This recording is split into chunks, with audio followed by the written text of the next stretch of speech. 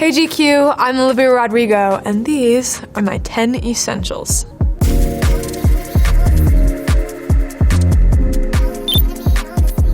This isn't playing around, this is like an industrial strength weighted blanket. I think someone gave me one of these for Christmas one year. Now I get everyone else this for Christmas because it's like the best gift I've ever been given.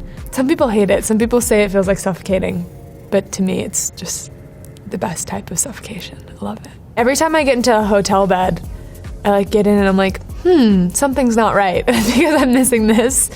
And it's actually very cumbersome to travel with, so I sometimes just have to do without it. Like, I don't know how you'd put this in a little carry-on. I feel so safe right now. This is very important. This is my actual journal. It's kind of scary to have it out in the open here. I'm so terrified of losing my journals. That's like my worst fear. When I was kind of having trouble overcoming lots of the pressure of making a sophomore record, I read The Artist's Way, and one of the big tenets of The Artist's Way is doing your morning pages. So it's like 3 pages, longhand, stream of consciousness in the morning, like first thing you do when you wake up. I think for me, it's just nice to be able to write something down and not judge it in the moment. I think that's the whole point of doing the morning pages, is just to be like, this is stream of consciousness, what I'm feeling. I'm not gonna judge it too harshly or wonder if it's gonna make any money or be criticized or whatever. There's something really lovely about that. I feel like I've been pretty diligently keeping some sort of journal or diary since I was like 13 years old. And so I just have this like Rolodex of all of my feelings for a long time. And it's nice to kind of look back at issues that I thought were gonna be world ending and be like, oh, that worked out, totally fine. It made me who I am. It kind of just like puts things into perspective, you know? So these are the Guts rings. Rings in general are a huge essential for me. I don't go anywhere without these rings. I feel very naked without them. If I ever go on vacation or something and get tan, I have like weird tan lines on my hands because I refuse to take my rings off. My producer's wife, Emily, actually made these. She's an incredible jewelry designer. I named the album Guts for many different reasons. I love the word. I think it has so many cool meanings. It means intuition, it means courage. Spilling your guts is just like telling all your secrets to everyone, which I feel like is just very synonymous with songwriting. And it's just a cool 4-letter word. I think it looks cool. It's very like evocative, I don't know. They all are kind of sentimental to me.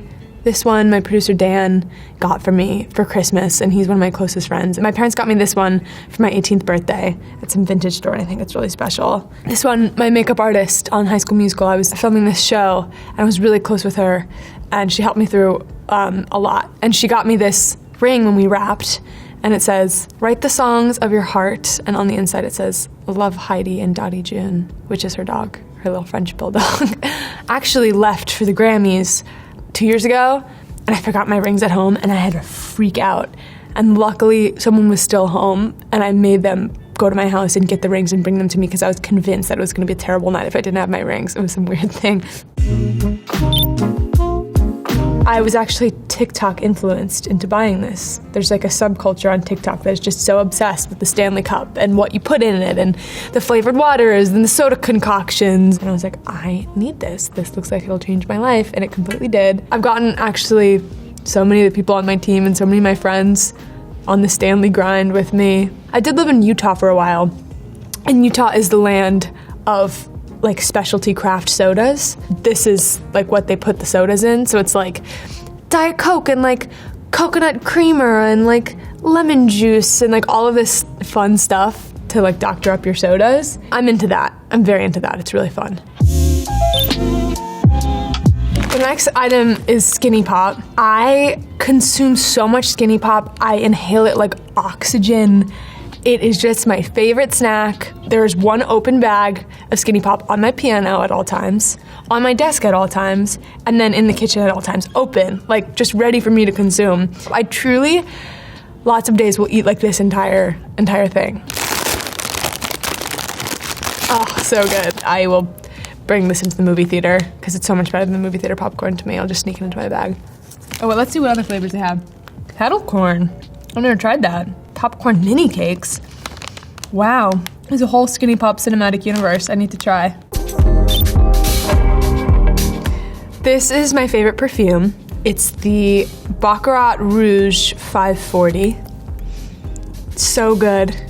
I have a candle of it too that I burn in my house. I never was super into perfume before I smelled this one, and I'm like, this is the one for me. Because I don't love like smelling like candy or like flowers or something, but this just smells like sort of like you could maybe possibly just naturally smell this way if you're like an angel or something. It like doesn't smell like any smell that I could place. Lots of people say that like if they'll like smell this scent and I'm like somewhere else, they'll think of me, and that's a very high compliment. This is my family, and they are definitely one of my 10 essentials. I need them for everything. My mom and my dad, I'm an only child, and this is us at Rockefeller Center during Christmas time last year. Yeah, I love my family. I wouldn't be anything without them. I adore them. Going to New York this time was a really fun time. I really love traveling with my parents. I think it's so fun to get to go new places with them. And I saw the Barbie movie the other day with my mom, and I was like, wow, it's a transcendent experience. This is my favorite book. I think it's the only book that I've read more than once. It's like the creative person's Bible. I've made so many of my friends read it. I like recommend it to everyone I know. I just think it's so incredible. It's all about like creativity and discipline and the anxieties that come along with creativity and how to remedy those. And it's amazing. Elizabeth, if you're out there, changed my life with this one. It was so good. I actually read this for the first time while I was making Sour. And I actually don't think that the album would have turned out the way that it did had I not read this book. It was so instrumental in my creative journey. I literally cannot leave the house without it. Not being hyperbolic, I go everywhere with this. I took Accutane for the first time this year. I had bad teenager skin, and my lips were so dry all the time. And now I carry this with me everywhere I go because it's just so chapstick, put it on anything, put it on wounds. The opportunities are endless with Aquaphor. I feel like all these items I'm just doing commercials for these brands. These are guitar picks that I love playing guitar. I love writing songs on guitar. I'm slowly getting better. Took some lessons this year, know a few songs. I learned how to play guitar. Like a lot of it was just by myself, like learning songs I really love to play. And when you're just learning how to play, you know, like pop songs in your bedroom, you just kind of like do it intuitively, like with your fingertips. But it always does sound better when you use a pick, but sometimes it's just, you just go back to what you did when you were 15. My producer Dan is always trying to get me to play with a pick because he says it sounds better, and I agree with him. So I'm trying. Keeping these with me. I think I'm definitely better at piano. I'm more comfortable playing it, which is why I think sometimes it's nice to go out of your comfort zone and play something on an instrument you're not so familiar with. So I've been playing a lot of guitar lately.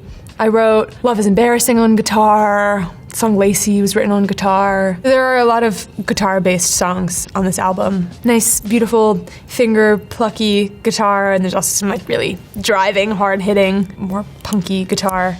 So I gotta get my practice in before tour. Thanks, GQ. These were my 10 essentials. I hope you enjoyed. Check out my new album, Guts, if you haven't already. Bye.